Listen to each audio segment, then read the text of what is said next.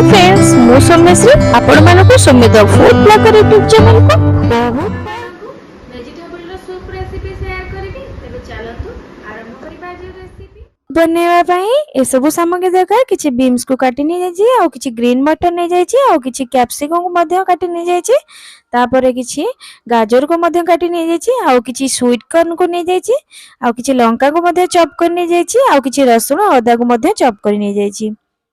तापरे नै जाय छी दरकार अनुसार पानी तापरे नै जाय छी किछि कॉर्नफ्लोर तापरे नै जाय छी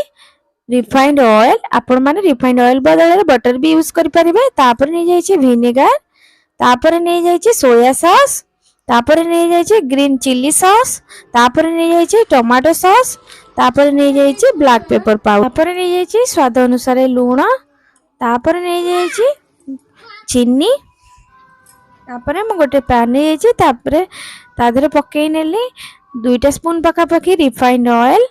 तापरे पकई छी कटा हितबा अदा आउ रसुण को तापरे ताकू एबे हल्का करी भाजी नबा तापरे पकई नै जाय छी चॉप करथिबा कंचा लंका को पकई नै गली तापरे ताकू हल्का करी भाजी नबा तापरे पकई नबा कटा हितबा बीन्स को तापरे पकई नै जाय छी ग्रीन मटर तापरे पकई नै जाय छी कटा हेतिबा कैप्सिकम को तापरे पकई नै जाय छी कटा हेतिबा गाजर को तापरे पकई नै जाय छी किछि स्वीट कॉर्न को तापरे 2 मिनिट पखा पाखी वेजिटेबल गुडी को भलो भाबे भाजी नबा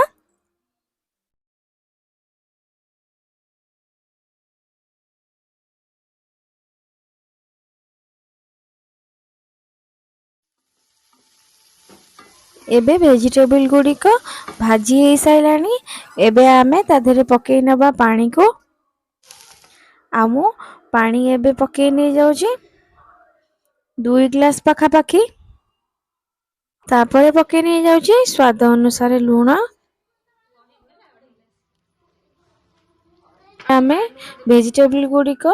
सिझिबा को दबा हाफ बॉईल करबा को दबा देखि पाते तापरे हम सब सॉस गुडी को मिक्स करी नै जाउ छी 1 स्पून पका पाकी सोया सॉस 1 स्पून पका पाकी विनेगर 2 स्पून पका पाकी टमाटो सॉस हाफ स्पून पका पाकी चिली सॉस ए गुडी को सब भलो भाबे मिक्स करी नबा जहा दरा कि किछि भी सॉस अधिका हबनी किछि कंबा कम हबनी एबे हमरा हाफ बॉईल हे जाई छी वेजिटेबल गुडी को एबे हमें सॉस गुडी को पकई नबा तापरे हमें सब भलो भाबे मिक्स करी नबा तापरे हमें मिक्स करी नबा 1 स्पून पका पाकी मु एठी कॉर्नफ्लोर को ताकू पानी रे भलो भाबे मिक्स कर नै जाय छी जहा पर कि सूप रो कंसिस्टेंसी बहुत बढ़िया आसीबो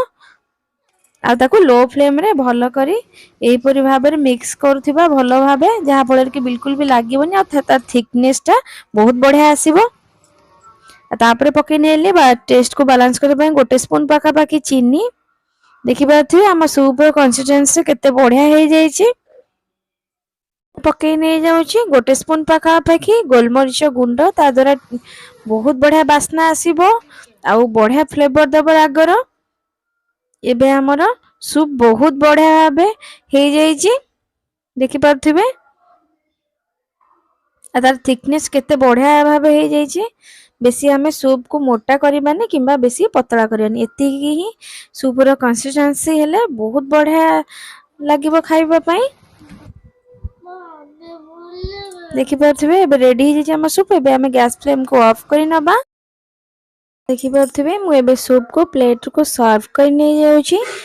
हम सूप केते सुंदर देखा जाउ छी खाइबा को मध्य बहुत टेस्टी लागिबो आपण माने शीत दिन रे किंबा ठंडा ठंडा जे कोनोसी भी इवनिंग टाइम भी हो जेबे भी आपण माने चाहिले एम्ति वेजिटेबल सूप बनै परिबे रखितु आशा करछु आपण मानको ए वेजिटेबल सूप रेसिपी निश्चित भल लागिथिबा बनतु ଏବଂ खातु समस्त खुआतु यदि मो वीडियोटी भल लागिता प्लीज गोटे लाइक कर दियंतु मो चैनल को शेयर कर दियंतु मो चैनल को निश्चित सब्सक्राइब करंतु देखा बा गोटे वीडियो रे एबे मो रहूची नमस्कार।